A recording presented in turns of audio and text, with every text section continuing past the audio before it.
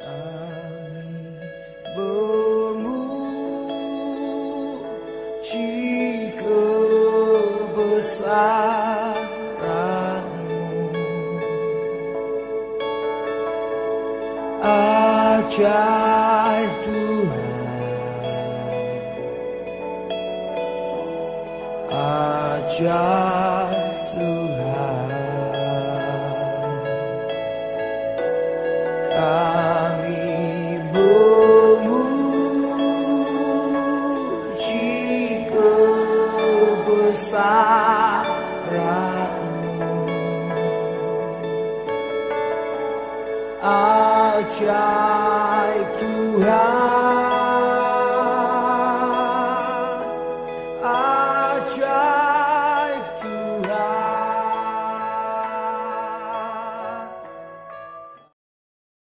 Shalom, selamat hari Minggu, dan selamat beribadah untuk kita semua.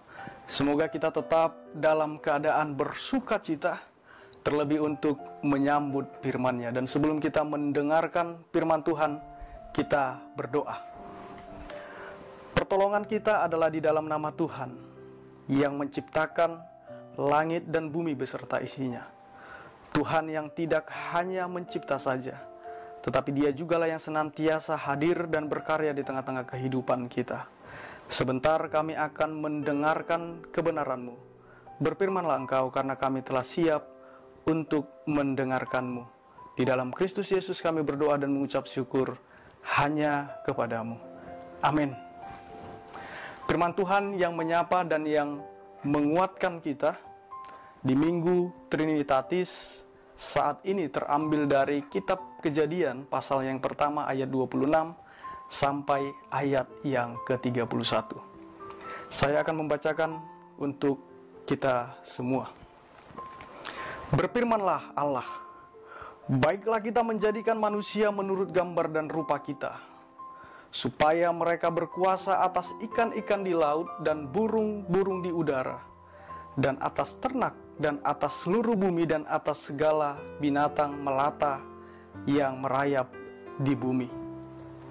Maka Allah menciptakan manusia itu menurut gambarnya. Menurut gambar Allah diciptakannya dia, laki-laki dan perempuan diciptakannya mereka. Allah memberkati mereka, lalu Allah berfirman kepada mereka, beranak cuculah dan bertambah banyak. Penuhilah bumi dan taklukkanlah itu. Berkuasalah atas ikan-ikan di laut dan burung-burung di udara dan atas segala binatang yang merayap di bumi. Berfirmanlah Allah, lihatlah, aku memberikan kepadamu segala tumbuh-tumbuhan yang berbiji di seluruh bumi, dan segala pohon-pohonan yang buahnya berbiji. Itulah akan menjadi makananmu. Tetapi kepada segala binatang di bumi dan segala burung di udara, dan segala yang merayap di bumi yang bernyawa, kuberikan segala tumbuh-tumbuhan hijau menjadi makanannya. Dan jadilah demikian. Maka Allah melihat segala yang dijadikannya itu sungguh amat baik. Jadilah petang dan jadilah pagi. Itulah hari ke-6. Sampai sedemikian pembacaan firman Tuhan. Saudara-saudari yang terkasih dalam Kristus Yesus, ada dua versi kisah penciptaan di dalam kitab Kejadian, yaitu Kejadian pasal yang pertama sampai pasal yang kedua ayat 4a, dan pasal kedua ayat 4b sampai ayat 25. Ada beberapa perbedaan yang dapat kita lihat dari kedua versi ini, tetapi secara keseluruhan kedua versi ini saling melengkapi satu sama lain. Apa yang tidak ada di versi yang pertama itu ada di versi yang kedua. Begitupun sebaliknya. Misalnya di versi yang pertama tidak dituliskan bagaimana manusia itu diciptakan. Di ayat yang ke-27 dituliskan, maka Allah menciptakan manusia itu menurut gambarnya, menurut gambar Allah diciptakannya dia, laki-laki dan perempuan. Tetapi di versi yang kedua, pasal 2 ayat 7, jelas dikatakan manusia itu dibentuk dari debu tanah, dan Tuhan Allah menghembuskan napas hidup ke dalam hidungnya. Demikianlah manusia itu menjadi makhluk hidup. Di versi yang pertama juga tidak dituliskan di mana manusia pertama itu ditempatkan. Tetapi di versi yang kedua, pasal 2 ayat 8 disebutkan Tuhan menempatkan manusia yang dibentuknya itu di Taman Eden. Tidak bisa kita pungkiri ada begitu banyak perdebatan tentang kisah penciptaan ini. Ada orang-orang yang mengatakan bahwa kisah penciptaan yang ada di kitab Kejadian bukanlah fakta sejarah, tetapi sekedar suatu dongeng, ilustrasi, cerita yang tidak benar, dan lain sebagainya. Dengan alasan yang beragam. Ada yang mengatakan waktu Tuhan menciptakan dunia ini kan tidak ada saksi yang menyaksikan secara langsung. Karena manusia juga belum ada pada saat itu. Waktu itu juga belum ada kamera, belum ada video, tidak ada dokumentasi, dan lain sebagainya. Dengan adanya alasan-alasan seperti itu timbul pertanyaan. Lalu apa yang menjadi dasar kita untuk meyakini, untuk mempercayai bahwa Tuhanlah yang menciptakan langit dan bumi beserta isinya? Apa yang menjadi dasar kita? Nah, sebagaimana biasa saya yang bertanya, saya juga yang menjawab. Dalam Ibrani 11 ayat 3 dikatakan, karena iman kita mengerti bahwa alam semesta telah dijadikan oleh firman Allah. Sehingga apa yang kita lihat telah terjadi dari apa yang tidak dapat kita lihat. Karena iman kita percaya Tuhanlah yang menciptakan langit dan bumi.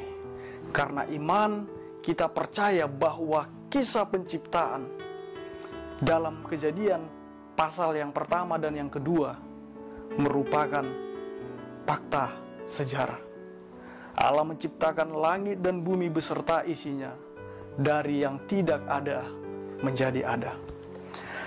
Dalam ayat sebelumnya, Kejadian 1 ayat 1-25 telah dibentangkan bagaimana proses penciptaan itu mulai dari hari pertama sampai hari kelima. Tempat hunian telah diciptakan terlebih dahulu sebagai tempat tinggal manusia. Waktu juga telah diciptakan sebagai ukuran agar manusia itu dapat mengatur hidupnya. Dan dalam nats kita saat ini menyatakan bahwa manusia itu adalah puncak dari seluruh ciptaan. Dan sebuah kenyataan bahwa hanya manusialah yang diciptakan menurut gambar dan rupa Allah. Allah menciptakan manusia itu berbeda dengan ciptaan lainnya. Diciptakan secara khusus, secara istimewa oleh Allah. Kalau ciptaan lainnya diciptakan oleh Allah hanya dengan berfirman saja. Berfirmanlah Allah, jadilah, maka semuanya jadi. Tetapi dalam menciptakan manusia, Allah merencanakannya terlebih dahulu. Baiklah kita menjadikan manusia menurut gambar dan rupa kita. Bahkan Allah sendirilah yang turun tangan untuk membentuk manusia itu dari debu tanah dan memberikan napas hidup ke dalam hidungnya sehingga manusia itu menjadi makhluk yang hidup. Saudara-saudari, tentu bukanlah tanpa alasan manusia itu diciptakan.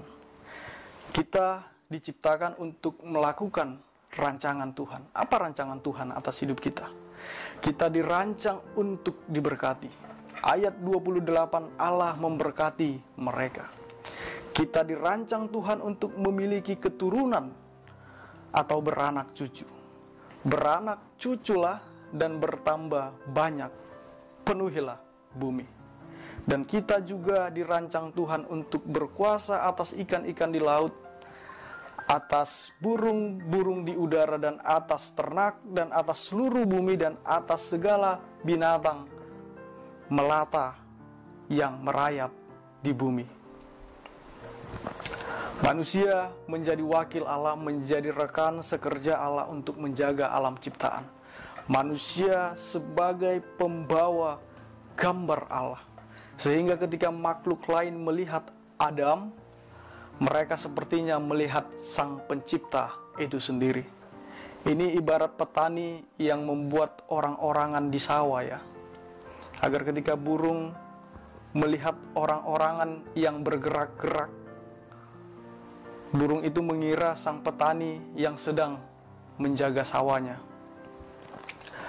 Sebagai ciptaan Allah yang paling istimewa, yang paling mulia di antara ciptaan lainnya, yang memiliki akal budi, perasaan, pikiran, pengertian, kita memiliki tanggung jawab untuk mengelola, untuk mengusahakan, untuk menjaga keutuhan ciptaan Tuhan dengan baik.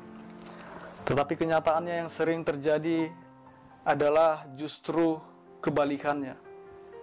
Bukannya menjaga dan merawat, justru manusia itu sendirilah yang menjadi perusak. Sejak manusia pertama itu jatuh ke dalam dosa, manusia memiliki sifat keserakahan.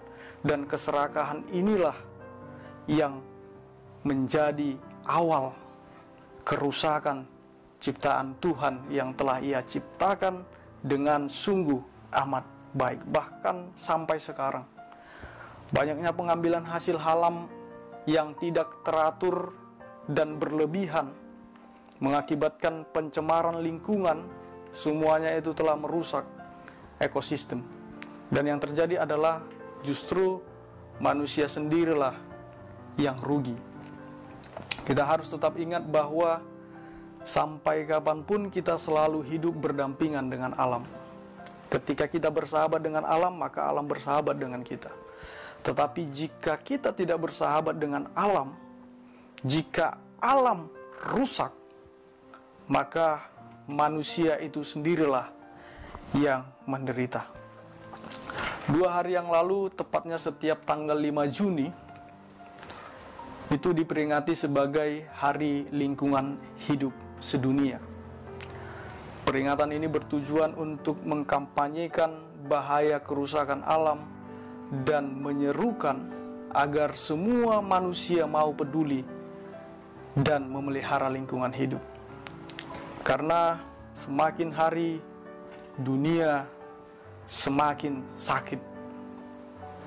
Pemanasan global, polusi udara, ada banyak penyakit-penyakit pelik yang bermunculan, termasuk pandemi COVID-19 ini, yang kita dengar awalnya berasal dari sebuah pasar di Wuhan, pasar yang menjual berbagai jenis hewan, termasuk hewan liar. Ada faktor kegagalan manusia di sini dalam merawat alam ciptaan dan lingkungan sekitarnya. Beberapa tahun yang lalu saya pernah menonton sebuah video di mana ada seorang anak perempuan yang berumur sekitar 13 tahun berpidato mewakili anak-anak seusianya di depan sebuah forum pertemuan yang pendengarnya adalah pemerintah, pejabat, bahkan pelaku bisnis. Dengan tegas, dengan sangat berani, anak perempuan ini mengatakan, "Saya berbicara bagi binatang yang tak terhitung jumlahnya di seluruh planet ini, yang sekarat karena tidak ada lagi tempat untuk mereka. Saya saat ini merasa takut untuk berjemur di bawah sinar matahari karena ada lubang pada lapisan ozon. Saya takut menghirup udara karena tidak tahu lagi ada bahan kimia apa di sana. Saya takut memakan ikan laut karena beberapa tahun yang lalu telah ditemukan ikan yang penuh dengan kanker. Dan setiap hari kita mendengar ada hewan dan tumbuhan yang punah, hilang untuk selamanya. Dalam hidup ini saya bermimpi dapat melihat kawanan besar binatang liar, hutan rimba belantara, penuh dengan burung-burung dan kupu-kupu. Tapi saya sekarang bertanya-tanya apakah itu akan tetap ada untuk anak-anak saya. Saya hanyalah seorang anak kecil dan tidak memiliki solusi untuk semuanya. Tetapi saya ingin Anda sekalian menyadari bahwa Anda juga tidak memiliki solusi untuk itu. Anda tidak tahu bagaimana caranya memperbaiki lubang pada lapisan ozon. Anda juga tidak tahu bagaimana caranya mengembalikan hewan yang telah punah. Dan Anda juga tidak bisa mengembalikan hutan belantara yang sekarang menjadi gurun. Jika Anda tidak tahu bagaimana caranya memperbaikinya, berhentilah merusaknya. Demikian kata-kata seorang anak perempuan yang masih kecil, yang sangat luar biasa. Kalau kita tidak bisa memperbaiki, setidaknya jangan merusak. Bapak Ibu Saudara-saudari yang terkasih, tema minggu kita saat ini adalah kemuliaan Allah atas ciptaannya. Sangat mengagumkan, segala yang dijadikannya sungguh amat baik. Allah menciptakan dengan penuh kebijaksanaan, dengan penuh keteraturan. Dia tidak hanya mencipta saja, tetapi senantiasa terlibat atas seluruh ciptaannya. Kita tidak bisa bayangkan bagaimana kalau bumi ini berhenti berputar. Kita juga tidak bisa bayangkan bagaimana kalau tiba-tiba tidak ada udara selama 1 jam. Nah, melihat karya kebesaran Tuhan yang begitu luar biasa ini, haruslah semakin menyadarkan kita bahwasanya tidak ada alasan bagi kita untuk menyombongkan diri. Bahkan untuk makanan kita, Allah yang telah menyediakannya, ya, sebagaimana yang dikatakan di ayat yang ke-29. Dan yang paling utama adalah tidak ada alasan bagi kita untuk tidak memuji dan memuliakan nama Tuhan. Dalam Mazmur 104 ayat 1-35, pemazmur mengungkapkan kekagumannya dengan mengatakan, semuanya kau jadikan dengan kebijaksanaan.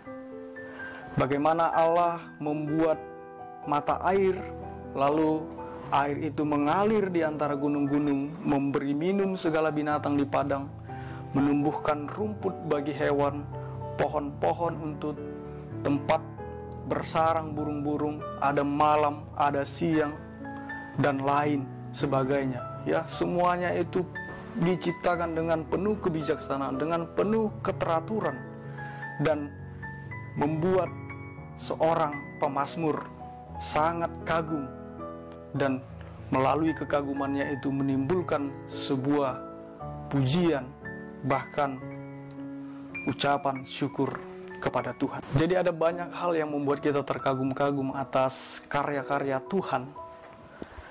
Sebelum corona menyerang, mau terkadang kusempatkan keliling naik motor ke daerah Kuningan. Ya, tujuannya hanya satu, untuk melihat pemandangan. Setelah selesai melihat pemandangan, langsung pulang lagi.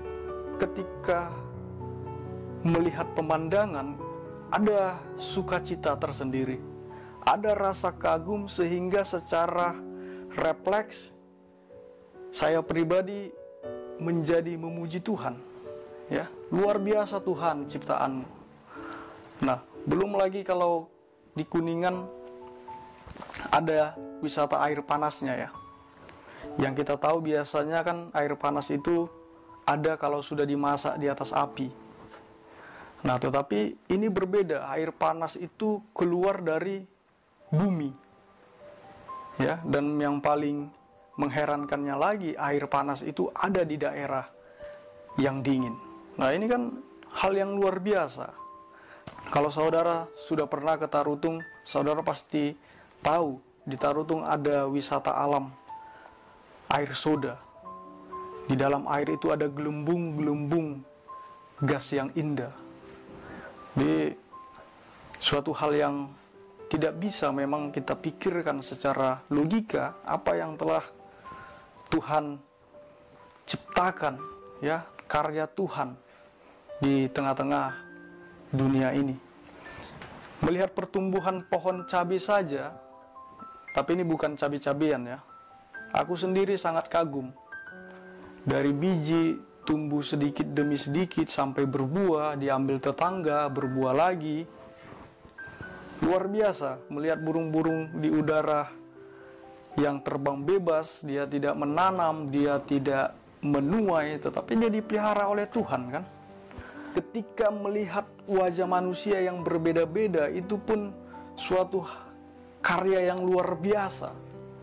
Ada miliaran manusia di dunia ini, tetapi bisa wajahnya berbeda-beda antara satu dengan yang lain. Bahkan sekalipun dia adalah anak kembar, pasti ada perbedaannya. Yang luar biasa Tuhan ini.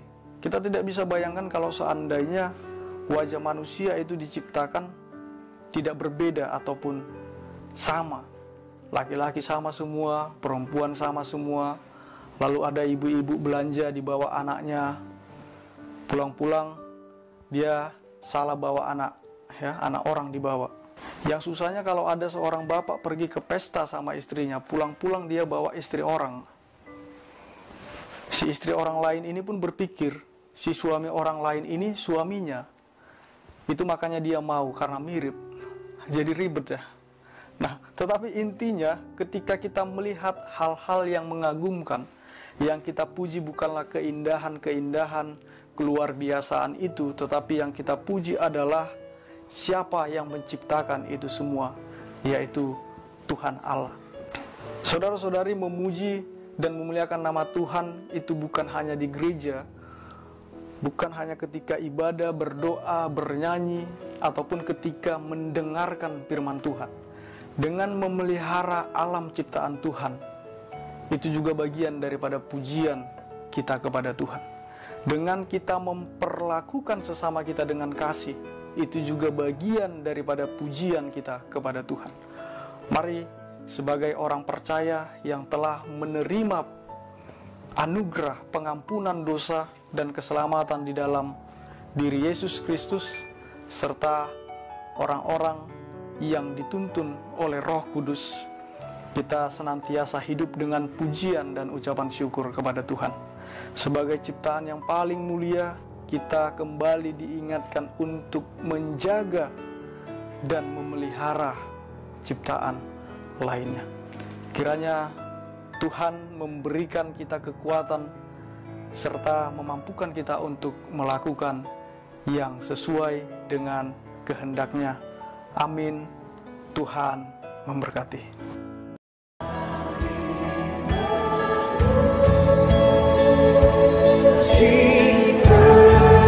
Kebesaran